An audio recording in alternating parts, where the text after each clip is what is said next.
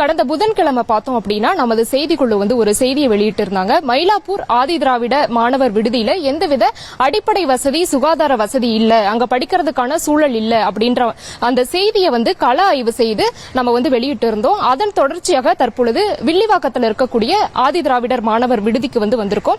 இந்த விடுதியில பார்த்தோம் அப்படின்னாலே தெரியுது, இந்த ஹாஸ்டலினுடைய சீலிங் சுவர் எல்லாம் பார்த்தோம் அப்படின்னா எவ்வளவு உடைஞ்சு டேமேஜா இருக்கு. அதே போல கழிவறை எவ்வளவு மோசமா இருக்கு, எந்த ஒரு சுகாதார வசதியும் இல்லாத ஒரு சூழல் இருக்குது. அதே போல பார்த்தோம் அப்படின்னா குடிநீர் வசதி உள்ளிட்ட பல்வேறு வசதிகள் இல்ல. சின்ன சின்ன அடிப்படை தேவைகளுக்கு கூட மாணவர்கள் பார்ட் டைம் ஜாபுக்கு போய் அதில் வரக்கூடிய வருமானத்தை வச்சு இவர்கள் படிக்கக்கூடிய ஒரு சூழ்நிலையை இவங்களே உருவாக்கி கொண்டிருக்கக்கூடிய ஒரு நிலையானது இருக்குது. அது மட்டும் இல்லாம உணவு முக்கியமா பார்த்தோம்னா இந்த மாணவர்கள் நமக்கு வைக்கக்கூடிய முக்கியமான ஒரு பிரதான பிரச்சனை கோரிக்கை அப்படின்னா அந்த உணவு தான். உணவு அவ்வப்போது பூச்சி புழு இருக்கிறது போல அவர்கள் தெரிவிச்சிருக்காங்க. உணவு பாதுகாப்பான முறையில சுகாதார முறையில தரமா உணவு கொடுக்கணும் அப்படின்றதும் இந்த மாணவர்களினுடைய ஒரு பெரிய கோரிக்கையா இருக்கு.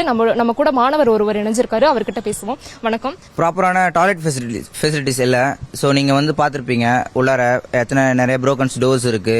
அண்ட் அந்த லெட்டின்லாம் ரொம்பவே டேமேஜா இருக்கு, அன்கிளீன்டா இருக்கு, ரொம்பவே ஸ்மெல்ஸ் வருது, யூரின் ஸ்மெல்ஸ் வருது.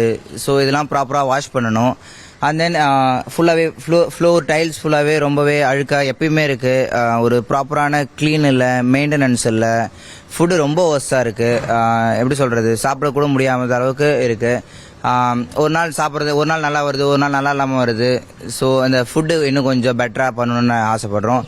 அதுவும் இல்லாமல் கவர்மெண்ட் எக்ஸாம்ஸ்க்கு ப்ரிப்பேர் பண்ணுற புக்ஸோடைய எங்கள்கிட்ட இருக்கிறது கொஞ்சம் கம்மியாக இருக்குது. வார்டன் இன்னும் கொஞ்சம் அதை கவர்மெண்ட் ஸ்டெப் எடுத்து அதுக்கு அதிகமாக புக்ஸ் ப்ரொவைட் பண்ணி பசங்களை படிக்க வைக்கணும்னு நினைக்கிறேன் மேம்.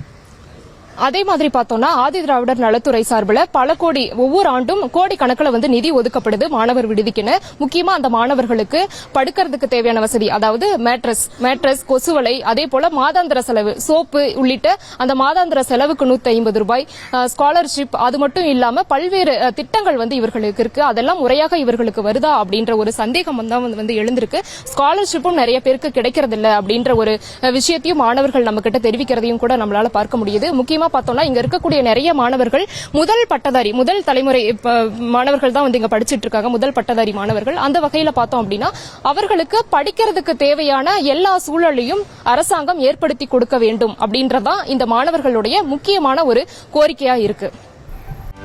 செய்திகளை உடனுக்குடனும் துல்லியமாகவும் தெரிந்து கொள்ள சப்ஸ்கிரைப் பண்ணுங்க.